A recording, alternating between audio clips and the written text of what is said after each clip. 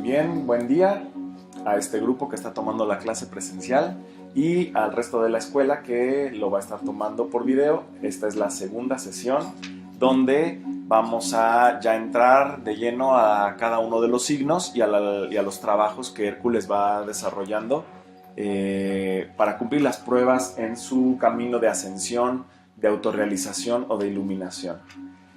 En la sesión pasada vimos como introducción qué es el zodiaco. Hablábamos que la palabra zodiaco en griego significa la rueda de los animalitos, porque la mayor parte de los símbolos o de los signos del zodiaco tienen como figura representativa un animal. Esta rueda de los animales surgió de la observación de la bóveda celeste en base al observador, en base a la percepción de quien está observando. Entonces, desde la Tierra, platicábamos que parece que es el cielo el que se mueve, que son las estrellas las que van avanzando y no la Tierra la que está girando. Aunque sabemos que esto no es así, desde el punto de vista astrológico, tiene importancia cómo yo percibo el cielo, porque ese es mi gran espejo del universo. Y en el momento del nacimiento, entonces, se plasman todas las fuerzas que yo percibo del universo, se van a plasmar en lo que conocemos como la carta natal, que me va a mostrar cuáles son todas las energías que confluyeron en el momento de nacer y que van a quedar en mí plasmadas a diferentes niveles de mi ser. A nivel de mi cuerpo físico, a nivel de mis células, a nivel de mis emociones, a nivel de mi mente, de mis pensamientos, de mi psique, a nivel de mi alma. El horóscopo me muestra, veíamos que el horóscopo realmente lo tenemos completo aquí alrededor de nosotros.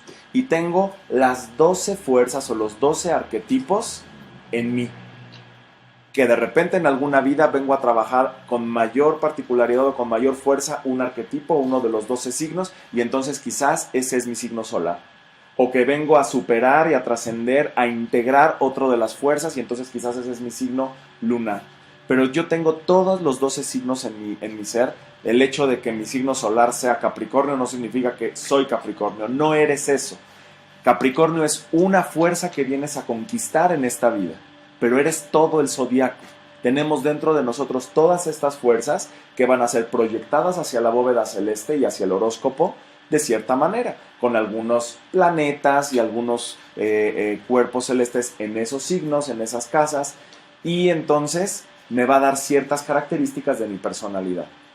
Entonces el zodiaco se origina a partir de la observación de las constelaciones que rodean el sistema solar, y en base a eso, después de observar mucho, los griegos le empezaron a atribuir ciertas figuras.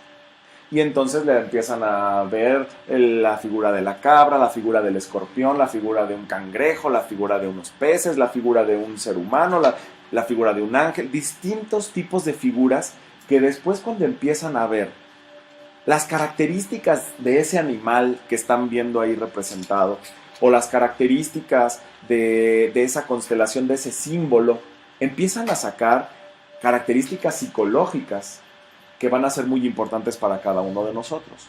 12 símbolos principales, 12 arquetipos principales, 12 fuerzas principales o energías principales que componen el ser humano y que cada una de ellas a su vez va a tener subtemas en su interior. Tenemos entonces el símbolo o el arquetipo de Piscis, que en su interior va a tener ciertos temas a trabajar por parte de cada uno de nosotros. Desde la perspectiva astrológica, para llegar a nuestra iluminación necesitamos recorrer todos los signos en todas sus configuraciones, irlos equilibrando cada uno de ellos, trascender las partes sombrías de cada uno de estos signos y hacer surgir las partes luminosas de cada uno de estos signos, para dejar manifestar la luz de nuestro ser. Vimos que cada uno de estos signos o de estas energías tiene ciertas características. Para empezar, vimos que cada uno pertenecía a 4 elementos. El elemento tierra, agua, aire y fuego. Tenemos 4 elementos principales. Entonces, como tenemos 4 elementos y 12 signos, va a haber 3 signos para cada elemento. 3 signos de agua, 3 signos de aire, 3 signos de tierra y 3 signos de fuego. Y también vimos que ninguno de los tres fuegos es igual. Hay fuegos más calientes que secos, hay fuegos más secos que calientes, y hay un fuego que es caliente, seco y húmedo a la vez. ¿Se acuerdan de esto? Sí. Entonces, cada elemento va a tener una temperatura, pero una composición distinta de húmedo o de seco. Y estas les llamamos cualidades primitivas dentro de los signos. Cualidades primitivas que nosotros necesitamos también observar, porque nos derivan ciertas características de personalidad también. Una personalidad fría. Una personalidad fría. ¿Recuerdan algún rasgo de personalidad fría? Contracción. Contracción. Es una personalidad que busca aislarse de alguna manera, que se contrae hacia sí misma, que absorbe las características de los demás, Lento. que es lento, puede incluso llegar a una parálisis. Y en cuanto a emociones, la personalidad fría, ¿qué emociones maneja? Tristeza. Tristeza, Miedo. miedo, o Insensibilidad. puede caer en la insensibilidad emocional, como en un congelamiento. Esa es la primera cualidad primitiva. Segunda cualidad primitiva, Húmedo. vamos a ver húmedo. ¿Qué recuerdan de la personalidad húmeda o de la cualidad húmeda? Hacen lo que las otras personas digan, Ujú. como lo que tú digas. Es muy adaptable, se expande y penetra entre los demás. Entonces se adapta, es flexible, fluye. A la humedad difícilmente se le atora algo. A lo húmedo difícilmente se le atoran las cosas. Va permeando y se va adaptando y va tomando la forma del recipiente que lo contiene.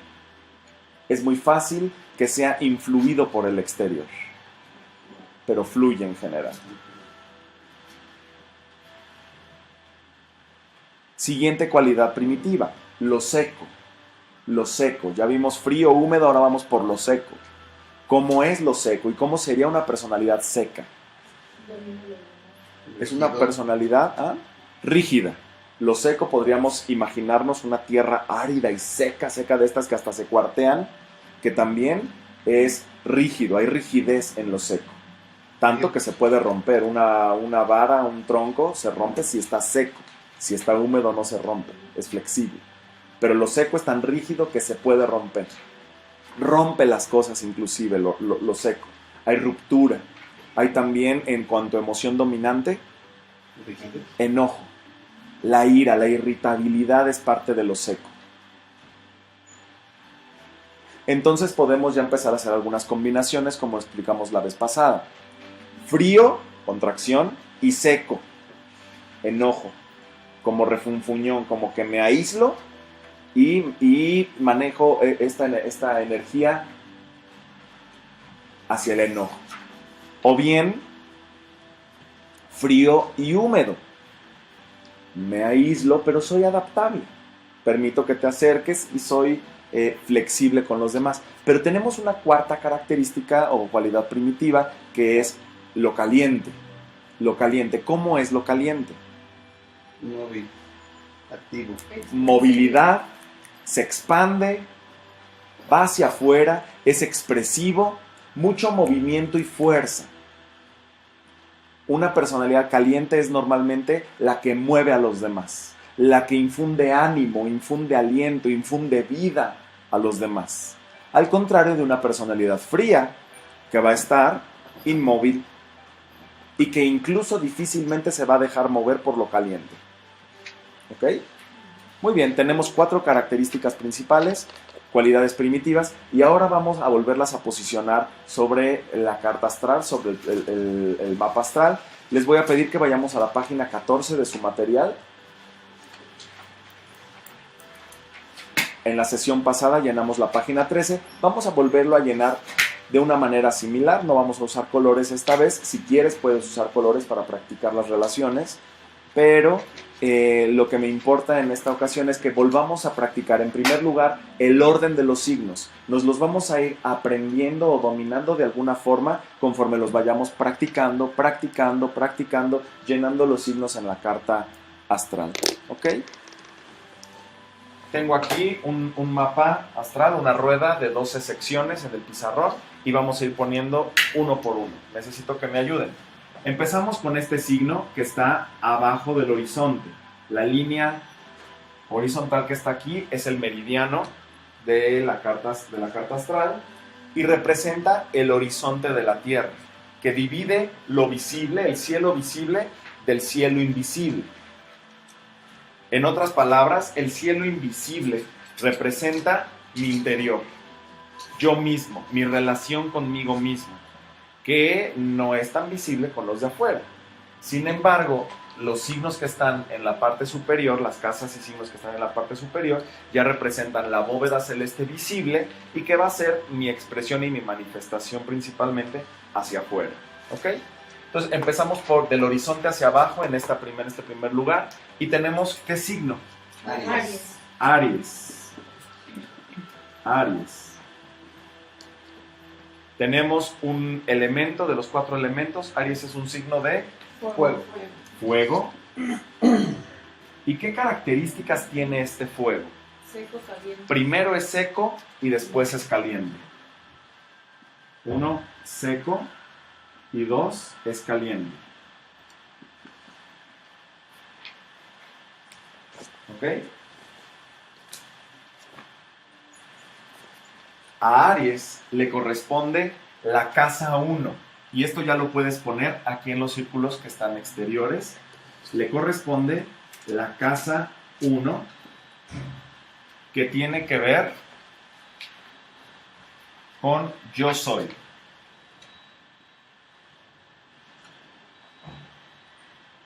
Es la identidad personal.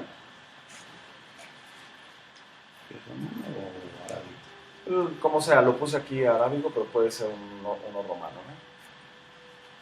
Casa 1, yo soy. El planeta que rige a Aries y a la casa 1 es Marte.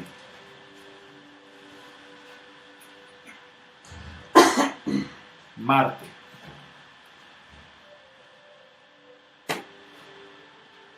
Y el símbolo de Marte es una bolita, un círculo y una flechita. El planeta también nos va a dar cierta información sobre el signo. Imagínate un signo que es seco, caliente y además está asociado a Marte. Ya nos dice algo sobre ese signo.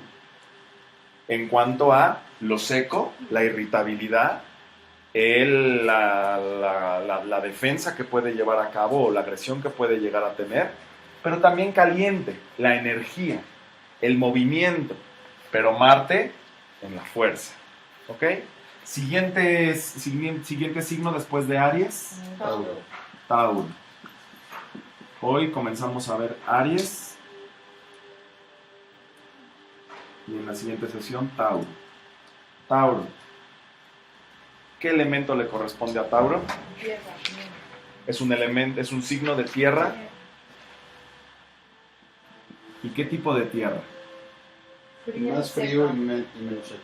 Es fría y después seco. Porque hay otra tierra que primero es seca y después es fría. ¿Ok? Le corresponde la casa 2.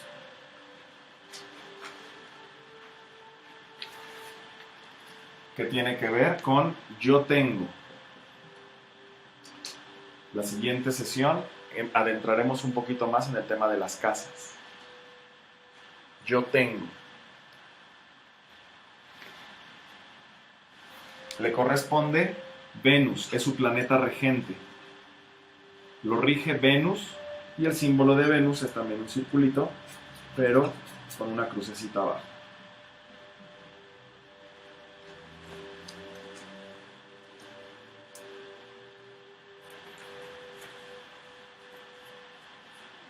Después de Tauro, tenemos a Géminis. Tercer signo, Géminis. Es un elemento de Aire. aire, pero ¿qué tipo de aire? Caliente, húmedo, seco. Es caliente, húmedo y en tercer lugar seco. le corresponde la casa 3.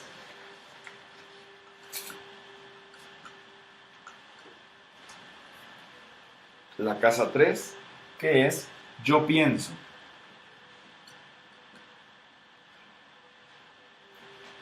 Yo pienso.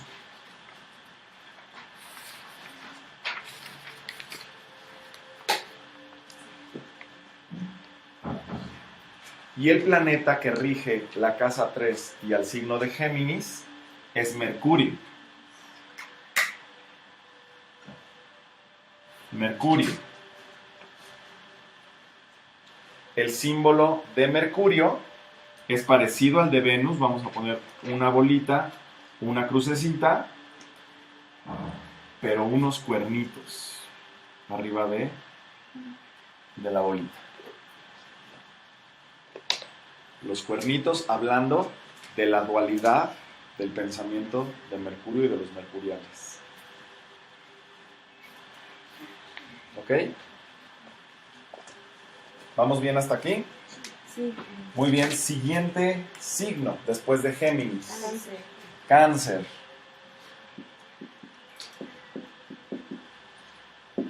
Cáncer. Un signo de agua. Es el cangrejito que vive en el agua. ¿Qué tipo de agua es el signo de Cáncer? Frío, húmedo, seco. Fría, que tiende hacia la contracción, hacia la inmovilidad. En segundo lugar, húmedo, flexible, con emociones. Y 3, seco. Es seco.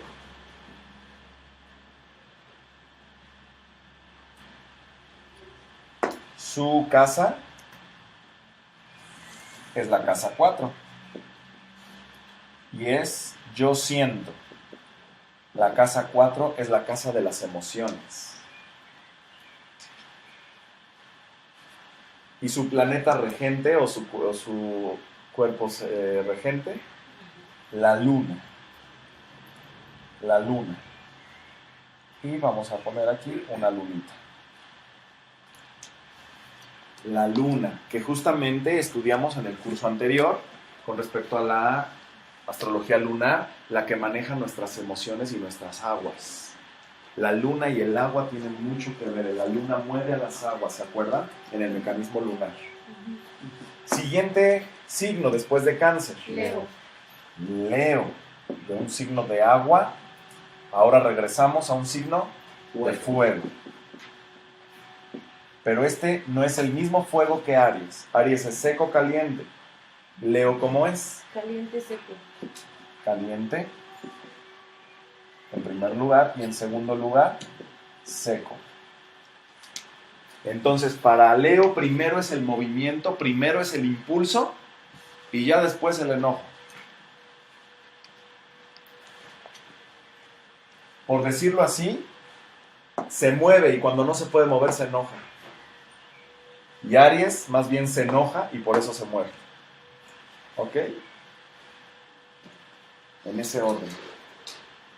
La casa es la casa 5. Casa 5. La casa 5, que es yo muestro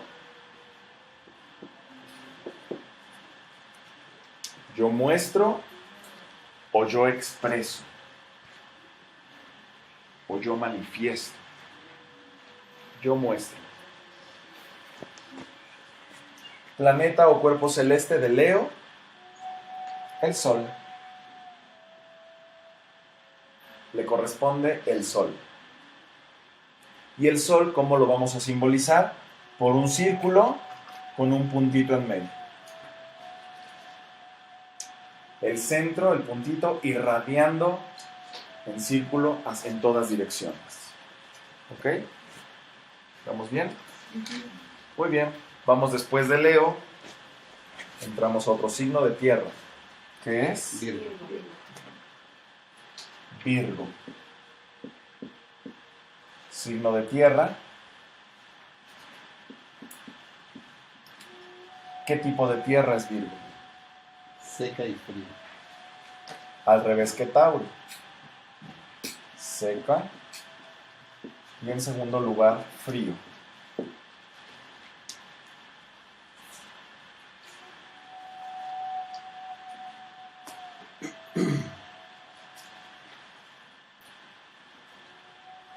Su casa es la casa 6.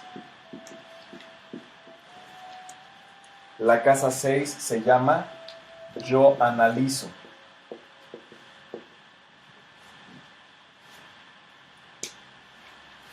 Yo analizo. Y nuevamente su regente, su planeta regente es Mercurio.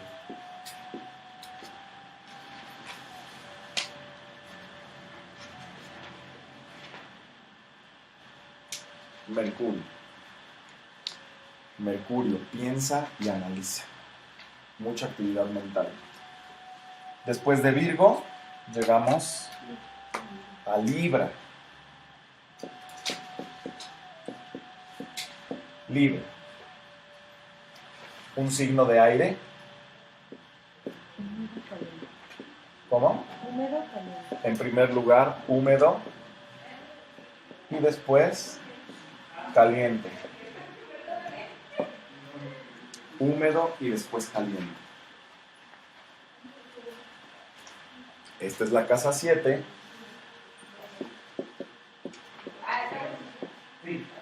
La casa 7,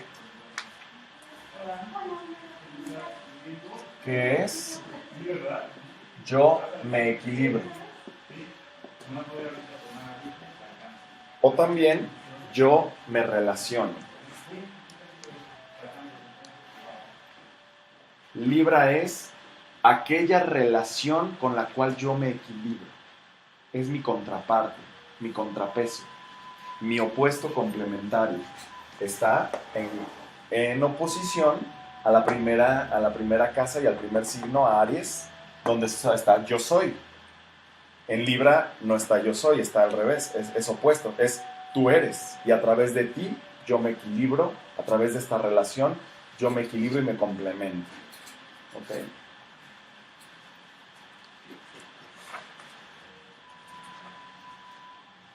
El planeta regente de Libra y de la casa 7 también es Venus.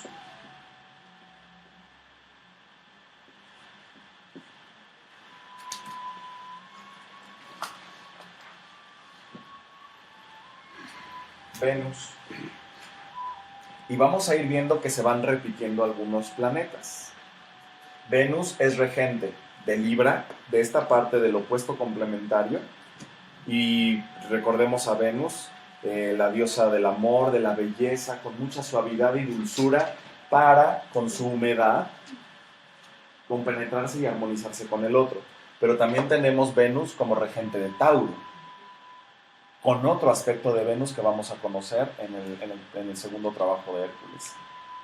Un Tauro que más bien es seductor y que envuelve seductivamente al otro, orientado hacia los deseos. Después de Libra tenemos otro signo, Escorpión.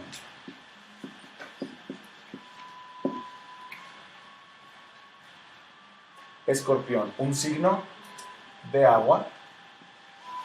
El escorpión que vive en las zonas húmedas, bajas y profundas. ¿Y qué tipo de agua es escorpión? Frío, húmedo. En primer lugar, frío. En segundo lugar, Húmedo. húmedo. Es la casa 6, casa 8. La casa 8 se llama Yo deseo.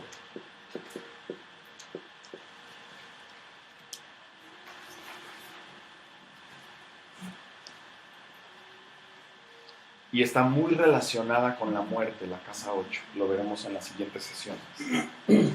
Yo deseo. Y su signo regente es Marte. Es Marte. El circulito con la flechita inclinada hacia arriba.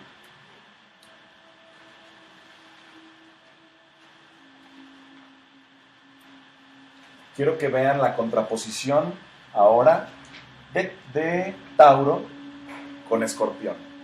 Tauro, imagínate un toro grandote, imponente y bellísimo, con una masa muscular muy imponente, que a la vez puede parecer muy tranquilo, pero moléstalo y te cuerda.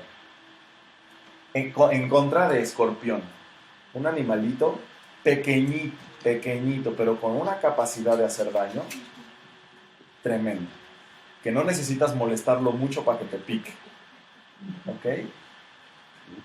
Marte, ahí vemos otro aspecto de Marte también. Siguiente, después de Escorpión. Sagitario. Sagitario. Sagitario, un signo de fuego. Pero no es ni el fuego de Aries ni el fuego de Leo, son fuegos distintos. ¿Cómo es el fuego de Sagitario?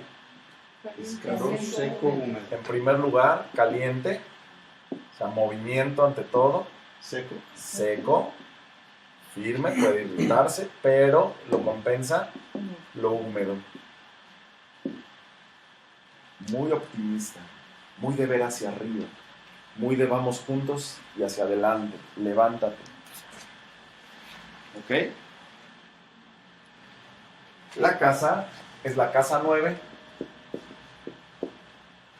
La casa 9, que se llama Yo Veo. Yo veo.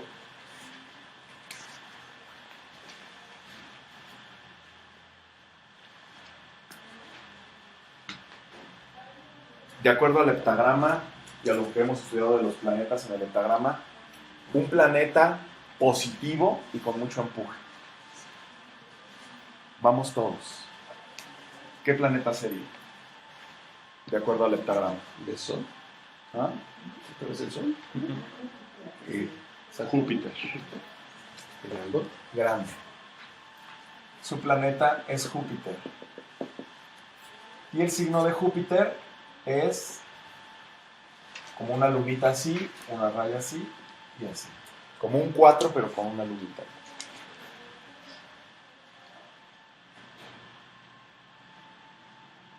Ahí está Júpiter. Siguiente signo. Capricornio. Capricornio.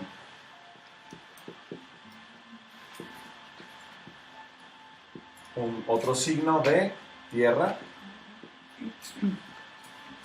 pero una tierra distinta a la de Tauro y a la de Virgo. ¿Cómo es la tierra de Capricornio? Fría, seco, Seco. En primer Seco, lugar, frío, húmedo. ¿cuál primero? Seco, frío, húmedo. frío. Frío. En segundo lugar, seco. Y en tercer lugar, húmedo. Es la casa 10. Frío, seco, húmedo.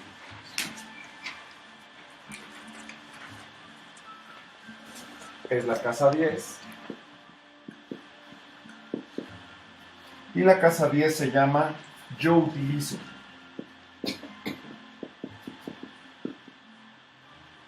Yo Utilizo. Y su regente, su planeta regente es Saturno. Y el símbolo de Saturno es como una H que baja más hacia abajo y una cruz hacia arriba. El símbolo de Saturno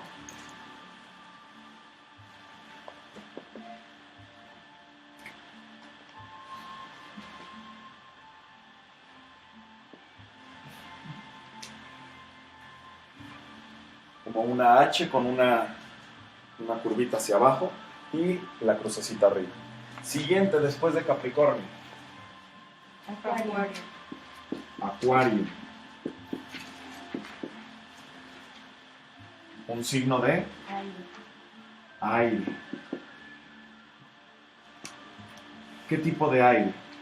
Caliente. Un aire caliente.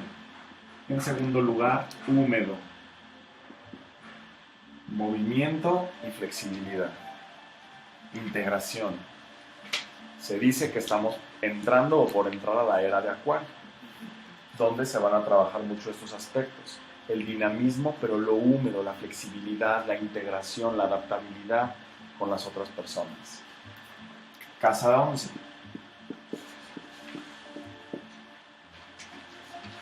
Acuario le corresponde la casa 11 y es yo conozco o yo sé. Yo conozco o yo sé. De lo que sabemos de los planetas, de acuerdo al heptagrama, ¿qué planeta o qué personalidad es la que dice yo sé, yo conozco? Saturno, Saturnino. El planeta que lo rige es Saturno, a Acuario y a la casa 11. Y otra vez dibujamos esta especie de H con una crucecita arriba. Saturno. Y finalmente casa 12. El signo es Piscis. Es casa 12. Es un signo de agua. Son los pececitos. ¿Pero qué tipo de agua? Húmedo. Primero húmedo y después frío. Como agua fría. Su casa es la casa 12, que se llama Yo Creo.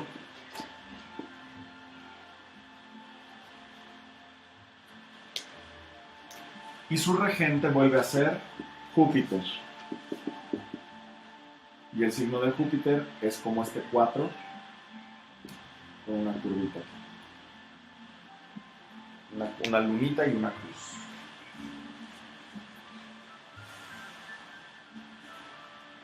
¿Ok?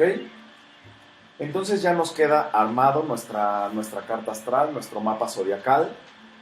En este orden: Aries, Tauro, Géminis, Cáncer, Leo, Virgo, Libra, Escorpión, Sagitario, Capricornio, Acuario y Piscis, con su respectiva casa cada uno.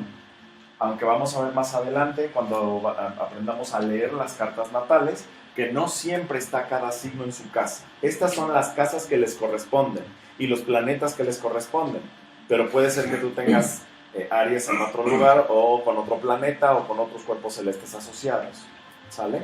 Ya iremos viendo estas relaciones más adelante. ¿Vamos bien hasta aquí? Perfecto. Entonces, ahora vamos a volver a platicar sobre Hércules. Les voy a pedir que vayamos, nos quedamos en la página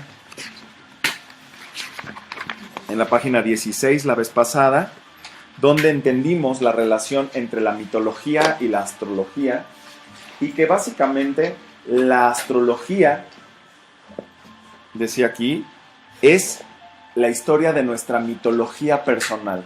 Cómo están los arquetipos, las figuras, los monstruos, los retos, los trabajos en cada uno de nosotros.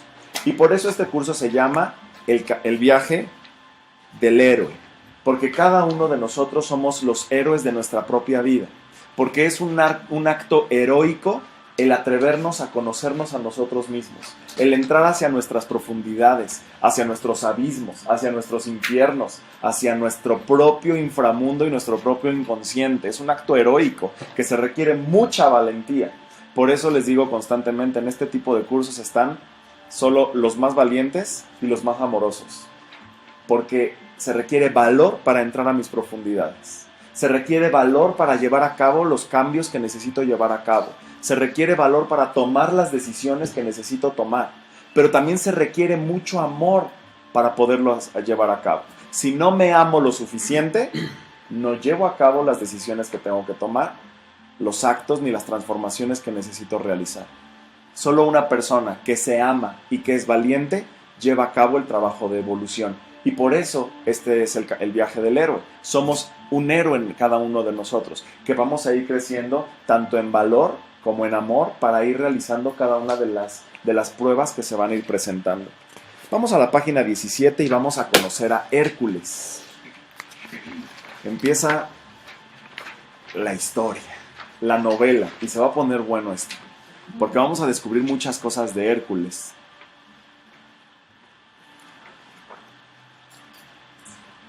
yo soy Hércules.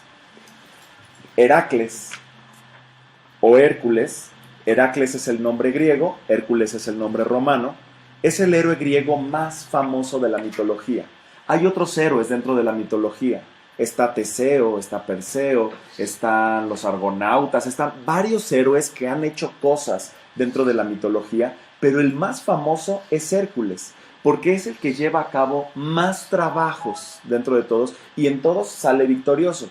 Vamos a ver que tiene sus bajas, tiene ciertas pérdidas a lo largo del camino, ciertas cosas que le van a producir mucho dolor, que lo van a esclavizar muchas veces, pero al final siempre sale victorioso. Hércules, para los romanos, es el héroe griego más famoso. Es hijo de Zeus y Alcmenea, mortal descendiente de Perseo. Es hijo de Zeus, y Zeus es el dios más famoso también.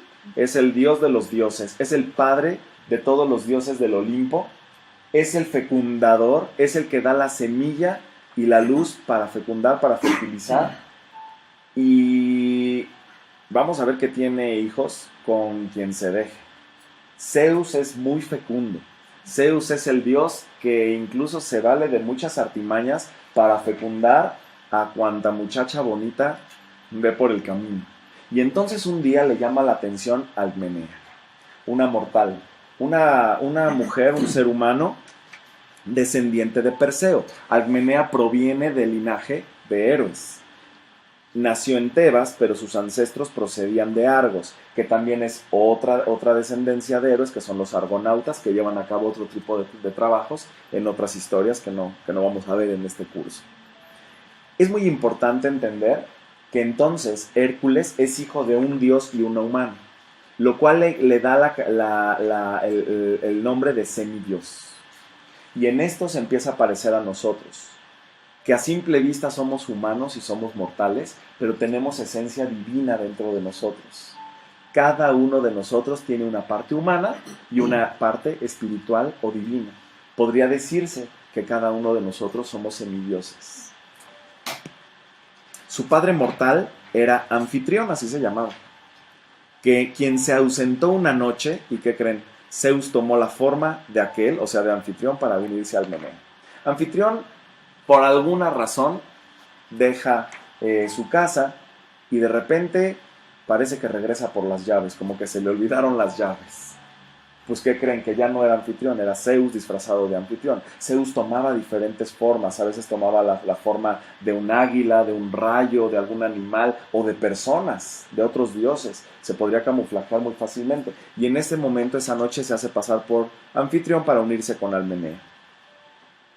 Nace de esta unión, nace Heracles o Hércules, y Zeus se jacta de haber engendrado al próximo rey de Argos. Dice, hijo de un dios y además hijo de una mortal que proviene de descendencia de héroes, mi hijo va a ser un fregonazo. O sea, se esperan grandes cosas de este personaje. Pero ¿qué creen? Zeus tenía pareja. Y la pareja de Zeus es una diosa que se llama Hera, la diosa de la tierra. Y entonces siempre se enojaba Hera cuando Zeus le era infiel. Siempre. Y ya Zeus bajaba a la tierra y tenía otro hijo. Y Zeus se juntaba con una diosa y tenía otro hijo. Y Hera siempre se enojaba de que Zeus hiciera todas estas cosas. Entonces dice aquí, Hera, irritada por la infidelidad de Zeus, envió a Ilitia para adelantar el parto de Euristeo, también de la descendencia de Perseo. Aquí esto se los voy a explicar, vamos a leerlo. Y que retrasara y complicara el parto de Hércules, pero este pudo por fin nacer gracias a la intervención de una criada de Alcmenea, Galantis. Bien, Hera se enoja cuando ve esto, cuando ve que ya Zeus bajó y embarazó a una mortal, Alcmenea, y entonces manda a una diosa de la fertilidad, a una diosa del nacimiento, de las concepciones, y le dice, retrasa el parto de Hércules, que no nazca, porque este hombre, este dios Zeus, se está jactando de que este hijo va a ser el rey de Argos, pero yo no se lo voy a permitir, lo que no se va a salir con la suya. Primero que nazca otra persona que se llama Euristeo. Euristeo era primo de Hércules, y entonces también podía reclamar el trono el gobierno de Argos. Y pues Hera sabía, si nace primero Euristeo, a él le van a dar el trono de Argos, y no a Hércules, como Zeus anda presumiendo. Entonces le dice, atrasa el parto de Hércules y adelanta el parto de Euristeo, para que Euristeo salga primero, nazca primero y quede como rey de Argos. Total que dice la mitología que está Almenea en labor de parto, y entonces baja Ilitia y se posiciona frente a ella como partera, disfrazándose de partera, pero entonces está más bien, en vez de ayudarle a que nazca Hércules, le está sosteniendo para que no nazca, y que incluso cruza sus piernas delante de la matriz de Almenea para impedir que el niño nazca. Y está deteniendo el nacimiento de Hércules y lo está deteniendo. Pero entonces en ese momento una de las amigas y criadas de Almenea, que se llama Galantis, se da cuenta de esto, distrae a Ilitia diciéndole, ¡ya nació! E Ilitia se enoja, ¿cómo que ya nació? Y se para muy enojada, pero no había nacido, solo la engaña. Y entra Galantis y jala al niño para que nazca. Entonces Galantis es la criada de Almenea que ayuda al nacimiento de Hércules. Pero desde el inicio, Hércules todavía no nace y ya tiene ciertos bloqueos, impedimentos y cosas en contra. Que él, pues sin deberla ni temerla, él no tenía la culpa de las cosas. Pero Hera, que es la diosa de la tierra, de alguna manera de la vida, parece que la vida ya está en contra de Hércules, como de repente algunos de nosotros en nuestras historias personales pareciera que desde temprana edad algo ya está en contra. Nos empezamos a enfrentar a ciertos bloqueos, incluso durante nuestra gestación, incluso durante nuestro nacimiento y a lo largo de nuestra infancia. A partir de ese momento, Hera va a buscar acabar con Hércules. Y le va a hacer la vida imposible y le va a poner todas las pruebas que pueda para derrotar a Hércules.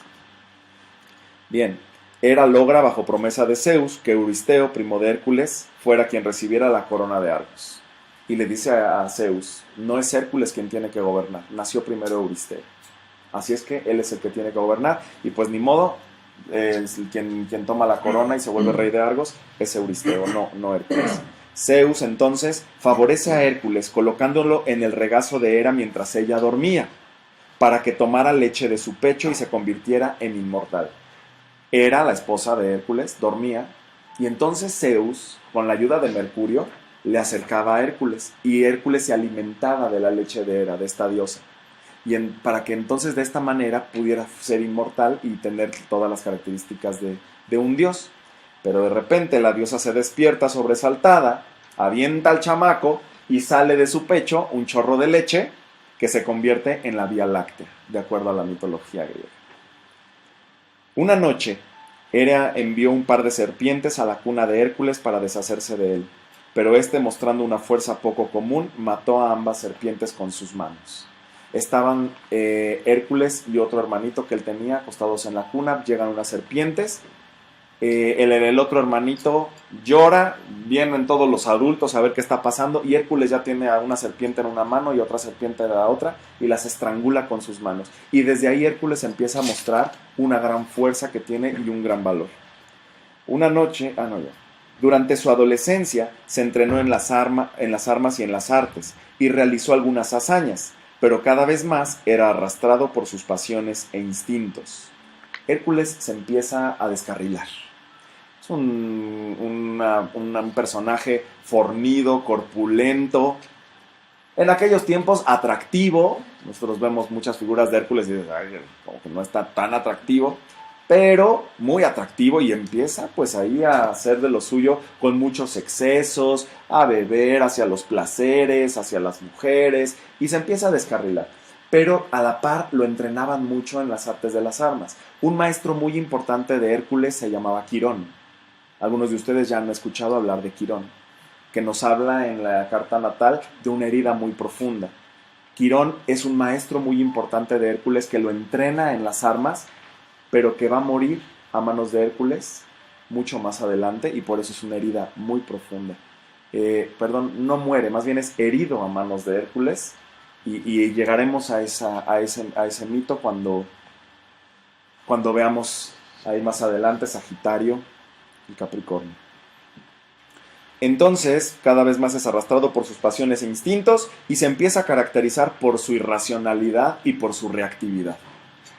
Es el fuerte del pueblo y empieza a hacer demostración de su fuerza, a humillar a otras personas, a someter, a hacer bullying con las demás personas, a humillar, a pelear, a ser pleitero, a andar buscando, haz de cuenta, un marcialito muy marcialito, muy motriz y completamente irracional. No pensaba las cosas, no tenía conciencia de sus actos ni de las consecuencias de sus actos. Entonces, pues que después se va a convertir en un gran héroe, tiene una etapa de vigilia muy profunda, como quién sabe quién, como cada uno de nosotros en nuestra respectiva historia. También, pues dándole vuelta a los deseos, al instinto, al ego, al demostrar, sin el uso de la razón y de la conciencia. Quiero que veamos a dónde llega la vigilia de Hércules. Siguiente punto. Hércules se casó con Megara, hija del rey de Tebas, con quien tuvo hijos. Se dice que tuvo 3 hijos. Pero una noche, embriagado de alcohol, de inconsciencia y de locura, asesinó a su esposa, a sus hijos y a sus sobrinos. Alcoholizado, en plena vigilia profunda y en locura e inconsciencia, mató a su esposa y a sus hijos. Esto es terrible lo que hace Hércules. Cuando él despierta de su cruda, de su embriaguez, se encuentra abatido de sangre y dice: ¿qué pasó aquí? ¿Con quién me peleé? Recorre la casa y empieza a ver el escenario. Sus hijos muertos con sus propias manos. Y empieza a encontrar a cada uno de sus hijos muertos, a su esposa muerta y a sus sobrinos pequeños que estaban por ahí muertos también. Y sale: ¿y quién hizo esto? Y al pueblo le grita: quien haya hecho esto se las va a ver conmigo. Pero sale enfurecido: mataron a su esposa y a sus hijos. Y el pueblo le dice: fuiste tú y no te acuerdas. Ese es el grado de inconsciencia en el que caemos los seres humanos. No somos tan distantes de Hércules. Su historia se parece un poco a la nuestra.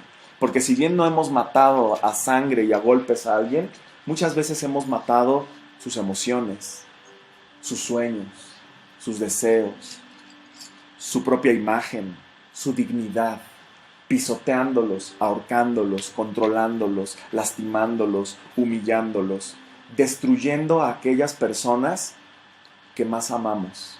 Ese es el poder de la vigilia, ese es el poder de la inconsciencia, de hacerle daño a alguien que yo amo y que si estuviera en conciencia no le hubiera hecho daño, pero es la inconsciencia la que nos hace caer en actos totalmente irracionales donde sacamos la peor parte, la peor versión de nosotros mismos. Pues bien, este es Hércules, el gran héroe, pero que era asesino de las personas que más amaba. Cuando recupera la razón, inmerso en un valle oscuro de culpa, dolor y confusión, renunció a la vida que tenía y partió para encontrar la expiación de sus crímenes. Esto es importante, porque cada uno de nosotros, cuando lleva a cabo la decisión de empezar un camino de evolución, uno tiene que empezar con ciertas renuncias. Necesito renunciar a mi vida anterior como Hércules, a mi vida basada en la vigilia, en el juicio, en los excesos, en muchas cosas que me meten de una manera más profunda en la vigilia. Renunciar muchas veces a los deseos y las demandas del ego, incansable, insaciable. Entonces, este es el símbolo de que renuncia a su vida anterior, como nosotros también necesitamos renunciar a muchas cosas, y busca un camino de expiación de sus crímenes. Se dirigió a Delfos, el templo del sol, del dios del sol, de Apolo, en una montaña gigantesca. Actualmente existe este templo y para llegar pues es una subida muy alta y las nubes están abajo de este templo, es una vista majestuosa. Se va a Delfos, que es el templo de la sabiduría, donde está el oráculo de Delfos, y se encuentra en primer lugar con el oráculo de Delfos, que dice: conócete a ti mismo.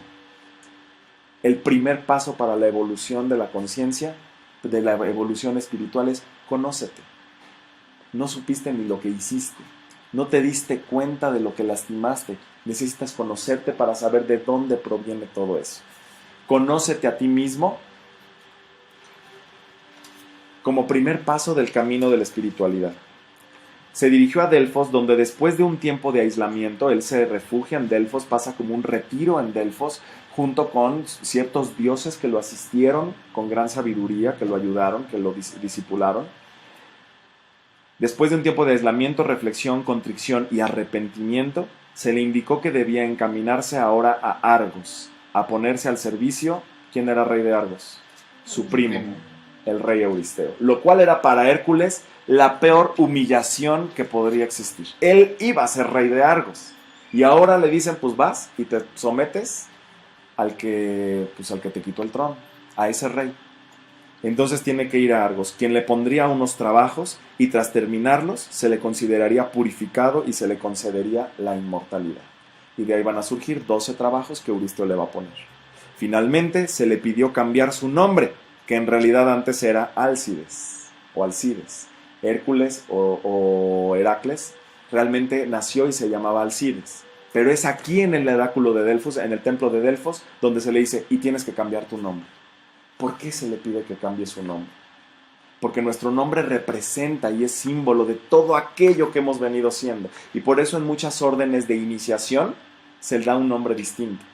En algunas tradiciones budistas, en algunas tradiciones prehispánicas, donde se le cambia el nombre a la persona como para de borrón y cuenta nueva. A partir de aquí te tienes que considerar a ti mismo una nueva persona y actuar en consecuencia. Para presentarse como un hombre nuevo ante el mundo, llega con Euristeo. Euristeo le dice, ¿cómo estás, Alcides? Y él le dice, no, yo soy Hércules. Y cambia su nombre a Hércules. Y el hecho de esta frase, yo soy Hércules, también representa que nosotros somos Hércules. Tú mismo, di en tus adentros, yo soy Hércules. Porque hasta este momento, la vida de Hércules se parece un tanto a la nuestra. En su vigilia, llegando a hacer cosas de las cuales después tuvo que arrepentirse, que lo martirizaron, que le hicieron mucho daño en su interior y a los seres amados, como es la vigilia, pero a partir de ahí empieza algo distinto. Página 18. ¿Quién es Hércules? Hércules es aquel que pasa de ser un mero aspirante a convertirse en un discípulo. La palabra discípulo quiere decir quien está dispuesto a disciplinarse para aprender. Hay una diferencia entre un aspirante al camino de evolución a un discípulo del camino de la evolución.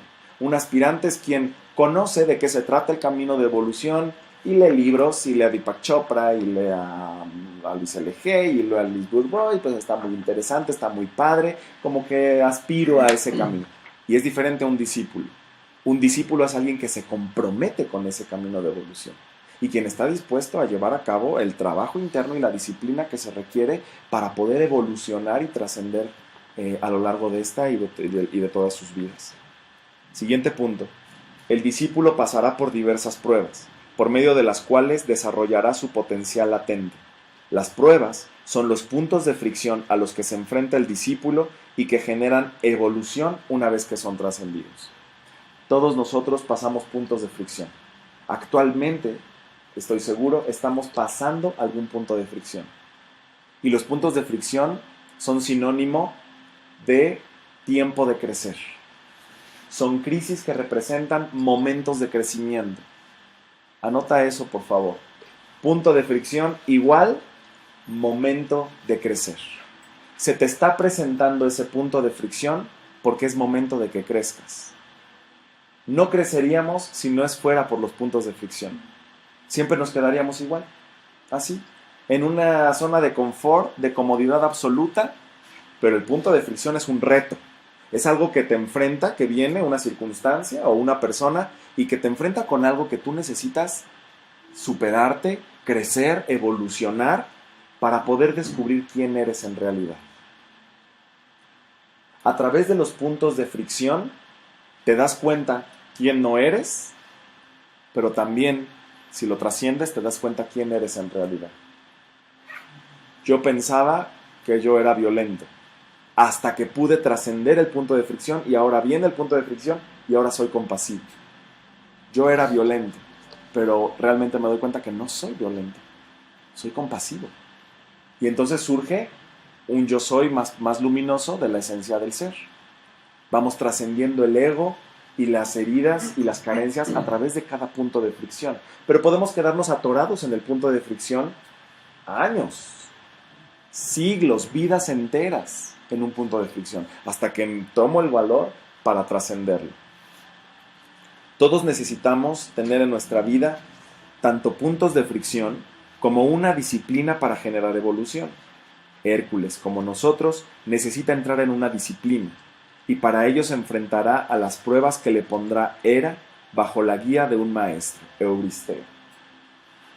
Hera se da cuenta que lo mandan con Euristeo para que le ponga las pruebas, y Hera dice, ahora sí lo destruyo.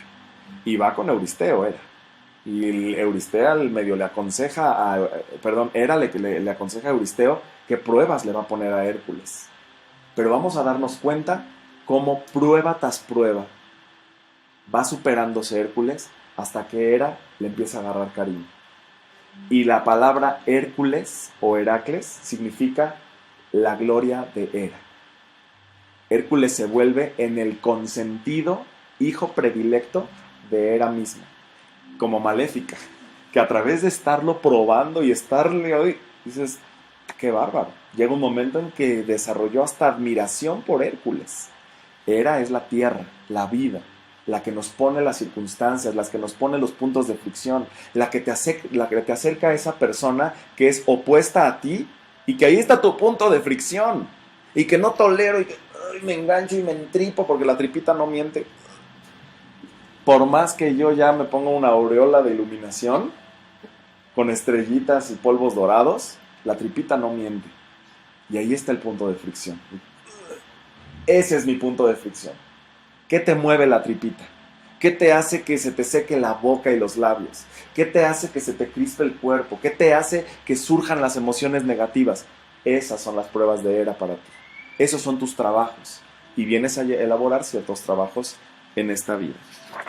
¿Por qué Hércules necesita esa disciplina? Porque no se tiene a sí mismo. La disciplina es necesaria para aprender a gobernar nuestras energías interiores y ser realmente libres. Y ahí tenemos ciertas ilustraciones de cada uno de los 12 trabajos de Hércules que va a ir llevando a cabo. Y empezamos hoy con el trabajo de Aries. ¿Vamos bien hasta aquí?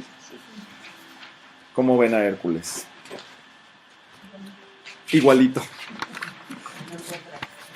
Hércules es un símbolo de cada uno de nosotros, que somos héroes en nuestra propia vida, que requerimos actos heroicos para evolucionar, que no podemos seguir estancados en nuestra vigilia, en haciéndonos daño a nosotros mismos, dañando nuestras relaciones, matando los sueños y las aspiraciones y los sentimientos de las personas que nos rodean, sino que necesitamos entrar en una disciplina.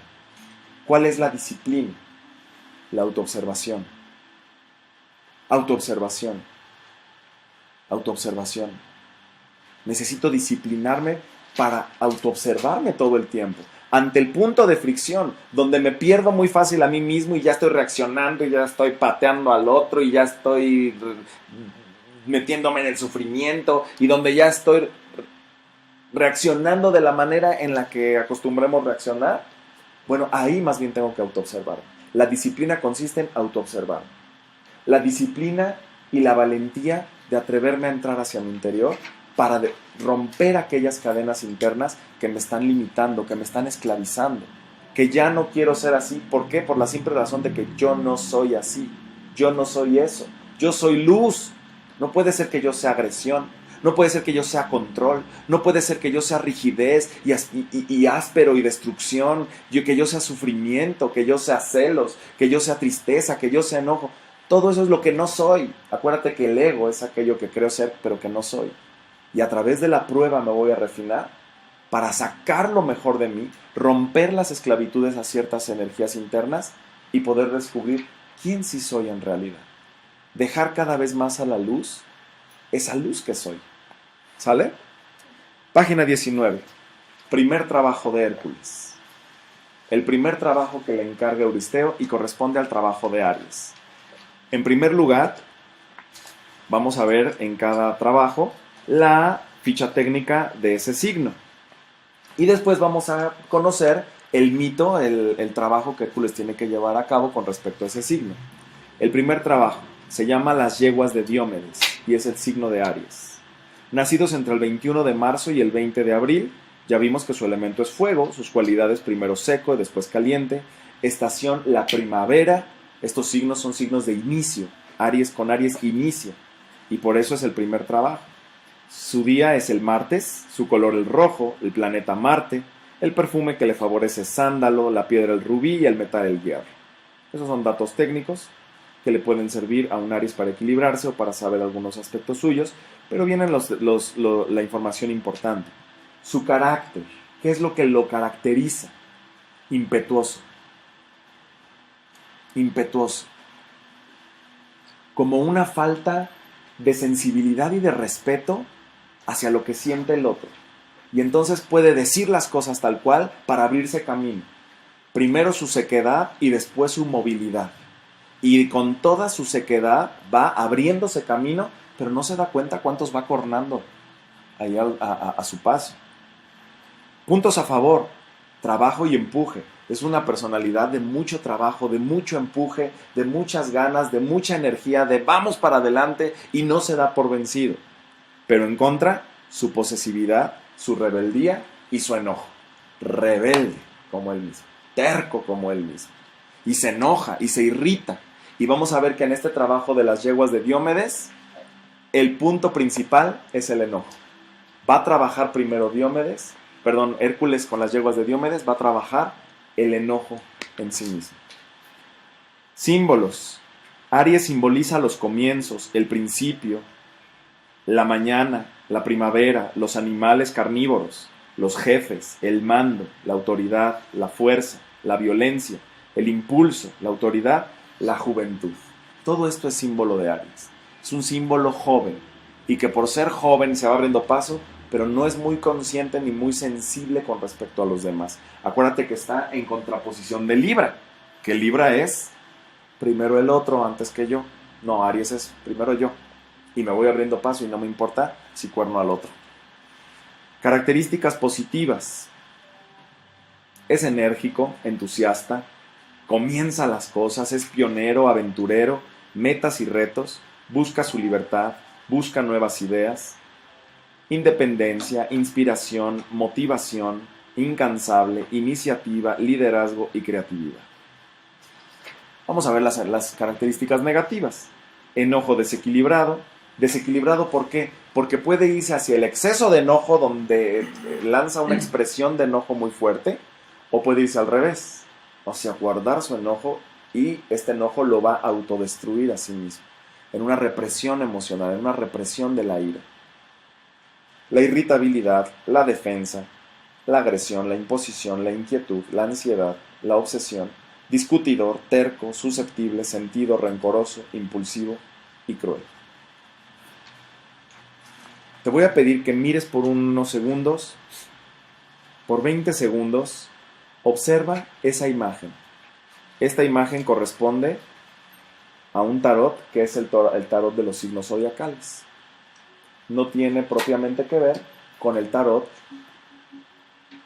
de los arcanos mayores que hemos estudiado en otras ocasiones. Este es exclusivamente del zodiaco. Observa los elementos, los colores. ¿Qué hay?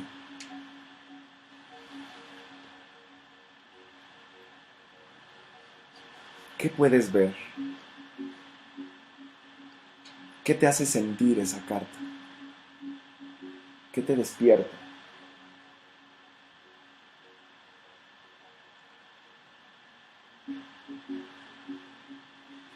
Muy bien. Quisiera que me digan qué les transmite, qué les hace sentir, qué idea les da, qué pasa en esta carta. El sufrimiento, ¿no? ¿Ah? Sufrimiento. Sufrimiento, Agresión. agresión, miedo, lucha, oscuridad. Que se abre paso. Se va abriendo paso. Pero también como ceguera. Hay una chica con los ojos tapados acá. Así es. Como que ya Como que va así. Porque Aries así se comporta. Primero actúa y después se pone a pensar las cosas. Es un signo de fuego. y que va con todo el fuego, y vemos a esta persona que va ahí con el fuego y va corriendo y va como que lo empujó el carnero, o como que lo va persiguiendo o lo quiere domar, pero la misma persona que va ahí al lado va como gritando y va como enojado y totalmente presos de la ira. No ve obstáculos. No los ve. No tiene su mirada en lo que hay alrededor o enfrente, sino como que en su propio rollo. Podemos ver la sequedad y el calor. Seco y caliente. Seco y caliente. Humo en algunas partes allá atrás. Ciertas calderas que están humeando, irritabilidad, enojo. Este es el trabajo de Aries. Esta es la energía de Aries y justamente lo que tiene que equilibrar. Vamos a ver, página 20, el primer trabajo. Vamos a ver qué le pone Euristeo a Hércules como su primer trabajo. Rolando, ¿me puedes ayudar a leer el mito? Primer trabajo, las yeguas de Diomedes. Euristeo envió a Hércules a Bulgaria, pidiéndole que capturara vivas a las yeguas de Diomedes, unas yeguas que tenían asoleado al reino, así como a sus vecinos y viajeros. Hércules acompañó a Aptister, su mozo más cercano. Al llegar al poblado, se enteró que se trataba de 12 yeguas madres que echaban humo por la nariz, y Diomedes los alimentaba a todos los viajeros que pasaban por su casa. Al llegar a la casa de Diomedes, lo primero que hizo Hércules fue hacerse amigo de los caballerangos. Posteriormente, luchó contra Diomedes y lo dio a comer a las yeguas. Dado que tenía que llevarlas vivas, se puso a pensar cómo podría lograrlo, ya que podrían devorarlo en el camino. Se le ocurrió cambiarles la dieta e irlas haciendo vegetarianas poco a poco. Así que fue al pueblo por zanahorias y las dejó al cuidado de Aptister. Al regresar, Hércules se da cuenta que las yeguas habían devorado a su amigo, y este fue su primer fracaso. Y tuvo que aprender a levantarse de nuevo y a darse otra oportunidad. Ya él solo comienza a cambiar la alimentación a las yeguas y las domestica. Esto le llevó un año, hasta que amansadas las puede colocar en un carruaje y las entrega a Euristeo. Gracias, Rubén. Muy bien. El primer trabajo, las yeguas de Diomedes. Son yeguas carnívoras. Anoten por ahí en alguno de los primeros puntos. Son yeguas carnívoras. Son yeguas carnívoras. Las yeguas, los caballos no son carnívoros, pero estas yeguas eran carnívoras. Y se comían a los viajeros que pasaban por ahí. Es más, su dueño, que era Diomedes, agarraba a los viajeros que pasaban por su casa y se los echaba a las yeguas para que se los comieran. Y luego las soltaba un ratito para que fueran a buscar comida, y pues ahí en los campos o en los caminos o en las calles se comían a la gente. Entonces eran unos monstruos, eran unas perversiones de animal. Esta parte de que el caballo sea carnívoro representa una perversión que vamos a ir analizando poco a poco. Entonces pues lo mandan a que capture a las yeguas, pero las tiene que capturar vivas, y eso es algo difícil. Euristeo le dice: me las tienes que traer, pero vivas. Y esto es algo muy importante, el hecho que le pida que las traiga vivas. Vamos a ver por qué. Las yeguas representan todos los instintos animales en nosotros, y particularmente el enojo. El enojo con el que devoramos a los demás.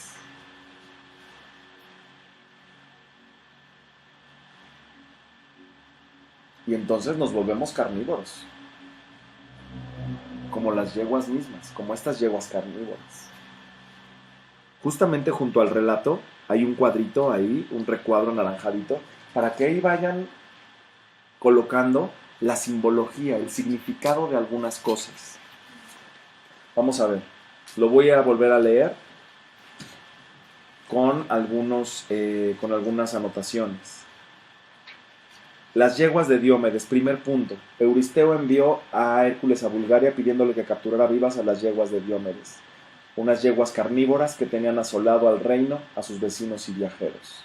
Las yeguas entonces representan los instintos animales y salvajes dentro de nosotros y particularmente el enojo. Y el hecho de que le pidiera que las capturara vivas es algo muy, muy importante también. No tenemos que matar nuestro enojo. Se trata de domesticarlo.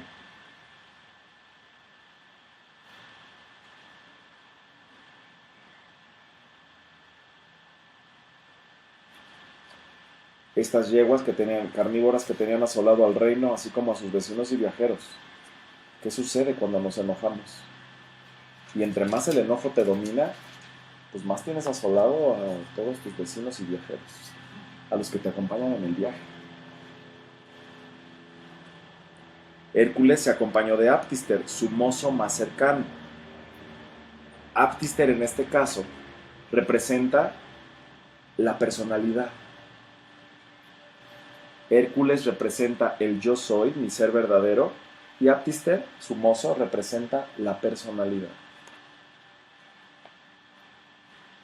Al llegar al poblado se entera que se trata de 12 yeguas madres que echaban humo por la nariz. 12 yeguas madres. ¿Cuál es la madre del enojo? ¿De dónde nacen nuestras emociones? De nuestros pensamientos. Las yeguas también representan aquellos pensamientos negativos, equivocados, erróneos, nuestras interpretaciones de las cosas que hacen que nos dé enojo. Esa es la madre del enojo.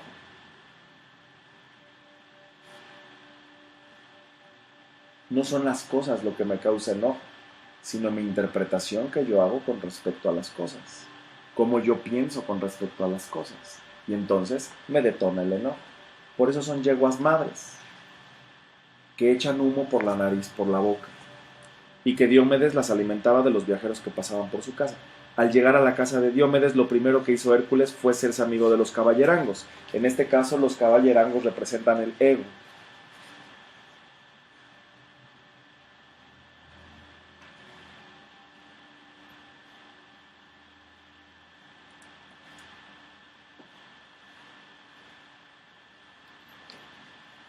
No puedo llevar a cabo todo este trabajo si no conozco a mi ego y me hago amigo de él.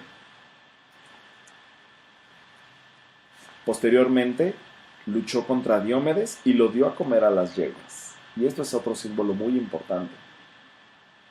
Las yeguas se terminan comiendo al dueño, así como el enojo termina destruyendo a la persona que es esclava del enojo. El enojo al final termina destruyéndonos a nosotros mismos. Diomedes destruía a los demás con su enojo, con sus yeguas, pero al final nos termina destruyendo a nosotros. Las yeguas se terminaron comiendo a Diomedes.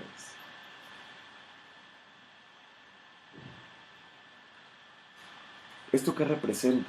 Representa esa energía destructiva del enojo que cuando no es bien canalizado y equilibrado, una de dos, lo saco impulsivamente con toda la energía de mi fuerza animal y le aviento mis yeguas al de enfrente. Y así vamos por la vida muchas personas, aventando nuestras yeguas carnívoras ante todo aquel que no nos parece, que siento que no me gusta, aventándoselas a los vecinos, a los viajeros, a los pobladores, a todos en el reino, aventando las yeguas carnívoras. Pero tarde o temprano las yeguas terminarán comiéndoselo a uno. Porque tanto entrenamiento en el enojo, llega un momento en el que podemos terminar haciendo lo que hizo Hércules en su locura y en su vigilia, matando a los seres más queridos. Pero también está la persona que no saca su enojo y que tiene a las yeguas adentro, reprimidas en el establo y no les da de comer, pues se lo terminarán comiendo a él. El enojo que nos es liberado termina comiéndonos a nosotros mismos. La represión del enojo causa muchísimas enfermedades. Una persona que avienta las yeguas, que va por la vida aventando las yeguas, se enferma menos que alguien que las mantiene aquí adentro. Pero ¿qué pasa? Va destruyendo relaciones. El problema de la persona que avienta las yeguas carnívoras en las relaciones es que va destruyendo relaciones. El problema de la persona que tiene a sus yeguas carnívoras aquí adentro, reprimidas, es que se lo comen a sí mismo, generando todo tipo de enfermedades. ¿Sale? Dado que las tenía que llevar vivas, se puso a pensar cómo podía lograrlo, ya que podrían devorarlo en el camino. Se le ocurrió cambiarles la dieta e irlas haciendo vegetarianas poco a poco. Así que fue al pueblo por zanahorias y las deja al cuidado de Aptister. Gran error de Hércules. Dejar el trabajo de evolución en manos de la personalidad, en manos del ego, en manos de la mente. Aptister representa en este caso la personalidad, la mente. Y el trabajo espiritual y de evolución no lo puedo dejar en manos de la mente. La mente es débil, la personalidad es débil. Y Hércules confió en sí mismo. Se ausenta de la situación. Si nosotros nos ausentamos del aquí y el ahora y lo dejamos en manos de la mente, lo estamos dejando en manos del callo neural, de los patrones mentales, de las emociones dominantes, de la personalidad misma, de los eneatipos. Y entonces viene un fracaso. Muchos de los fracasos en nuestro camino espiritual se dan porque no estamos presentes y dejamos que sea nuestra mente y nuestra personalidad la que siga actuando. Y se la comen, se comen a su amigo.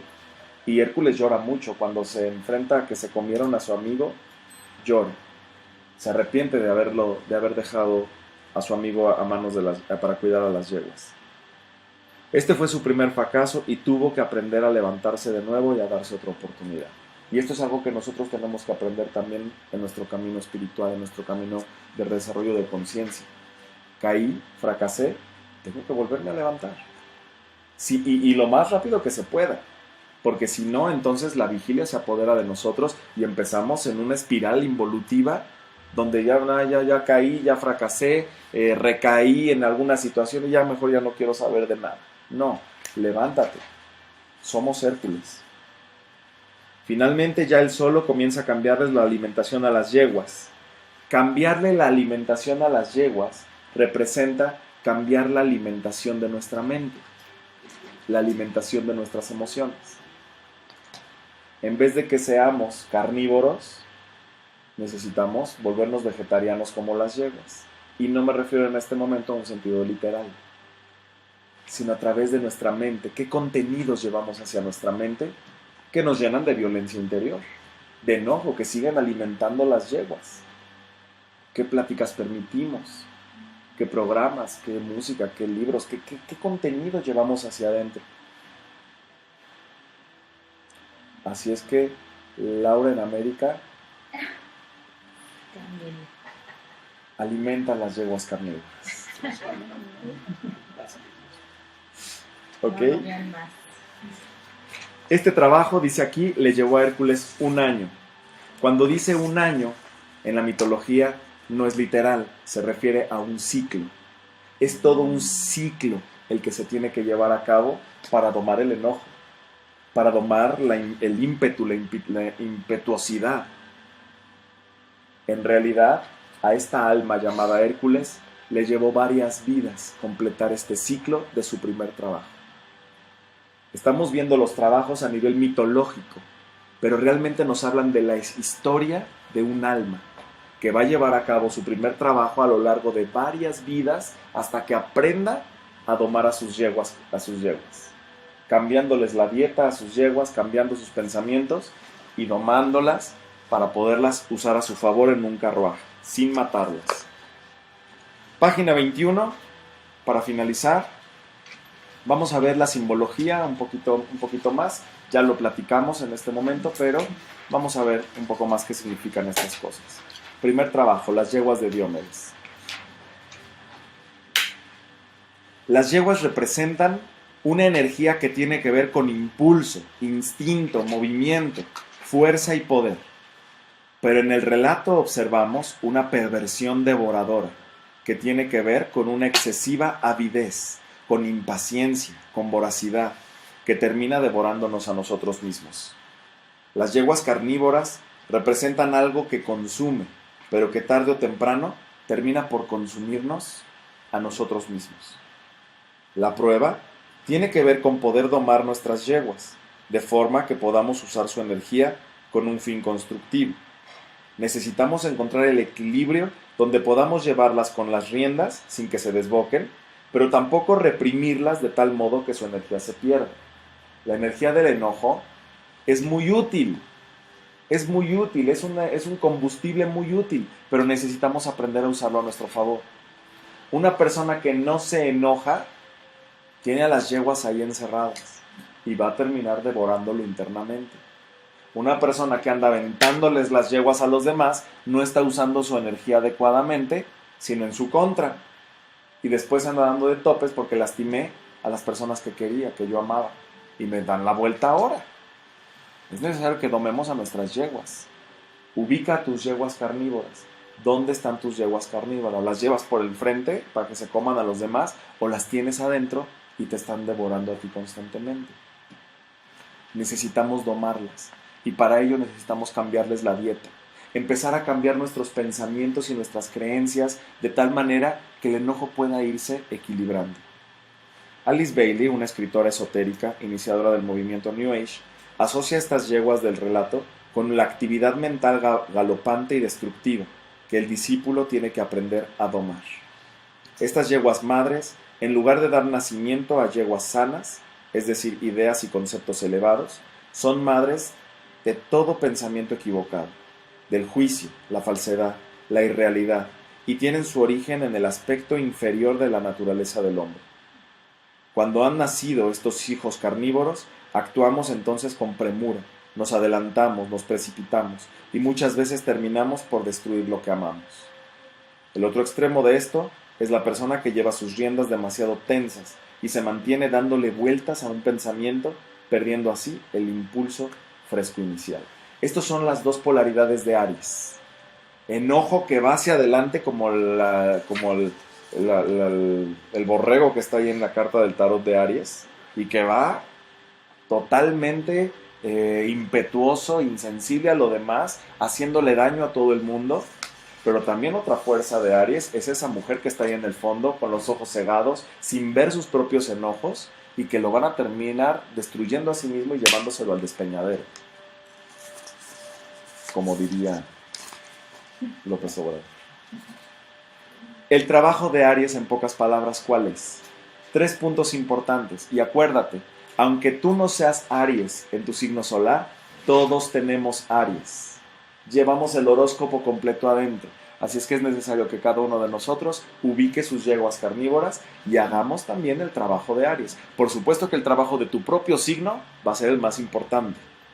Pero es imprescindible que revises cómo estás en Aries, cómo están tus propias yeguas, cómo está tu enojo, cómo están tus pensamientos, cómo está tu violencia, que va hacia el exterior o va hacia el interior, hacia la destrucción del otro o hacia la autodestrucción, estos impulsos. Primer trabajo de Aries, reconocer el poder de nuestra mente y de nuestros instintos, así como sus efectos en nosotros y en los demás. Hacerme consciente de que la mente es muy poderosa y que mis instintos también, entre ellos mi enojo, y ver sus efectos tanto en mí como en los demás, en las personas que me rodean. Y punto número 2, encontrar un equilibrio entre la compulsión y la represión, entre sacar las yeguas carnívoras y echárselas al otro, y tampoco dejarlas adentro donde me están mordiendo a mí, sino domarlas, hacer algo con mi enojo, aprender a manejar mi enojo. Y tercer trabajo, sumergirse en lo profundo de nuestro ser para reconocer nuestra naturaleza esencial espiritual y poder domar las fuerzas de nuestra mente y de nuestros instintos. Agarrarnos de lo espiritual, buscar el espíritu y la esencia, la luz dentro de nosotros que nos va a ayudar a domar y equilibrar nuestro enojo y nuestros instintos. Pues bien, estos son los trabajos de Aries. El relato del primer trabajo de Hércules nos muestra algunas características de Aries. En cuanto a qué es el primer trabajo, en cuanto a estas yeguas que son impulsivas, carnívoras, que van hacia el otro o que se reprime el enojo, estas características secas y calientes del signo de Aries y que cada uno de nosotros necesita equilibrar. En la siguiente sesión trabajaremos con el segundo trabajo de Hércules, que tiene que ver con Tauro. Ya veremos qué es Tauro y el mito del Minotauro o de la captura del toro de Creta. Como tarea necesitamos autoobservar nuestro enojo y velo como tus yeguas carnívoras. ¿Qué estás haciendo con las yeguas? ¿Ya les estás cambiando la dieta? ¿Ya las estás domesticando? ¿Ya las estás amansando? ¿O van con todo hacia el otro y al asabiento y andan causando estragos en la población? ¿O las reprimo y me están causando daño? ¿Sale? Muy bien, llevamos a cabo esta observación y conocimos un poquito más sobre Aries y sobre Hércules en esta sesión. Nos vemos en la siguiente sesión para ver el segundo trabajo de Hércules, que tiene que ver con el signo de Tauro. Que les vaya muy bien y nos vemos pronto.